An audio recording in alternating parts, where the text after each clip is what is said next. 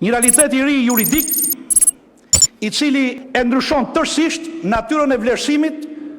dhe shqyrtimit kërkesës së SPAK-ut në raport me dhënien e autorizimit për zëvendësimin e masës së sigurimit personal të ndalimit të daljes jashtë shtetit me ato të arrestit në burg ndaj deputetes Belinda Balluku. Dhe ky fakt ka të bëjë me ato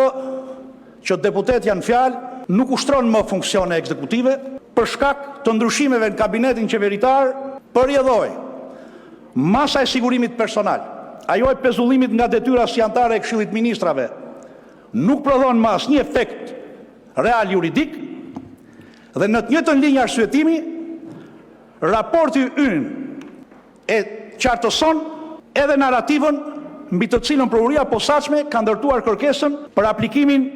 e masave më të rënda të sigurimit personal, si rreziku i prishjes provave, i aratisjes apo i kryes së një vepre penale, të cilat mbeten thelbësisht hipotetike, për sa kohë lidhet drejt për drejt me ushtrimin e funksioneve ekzekutive që deputetja në fjalë nuk i ushtron më.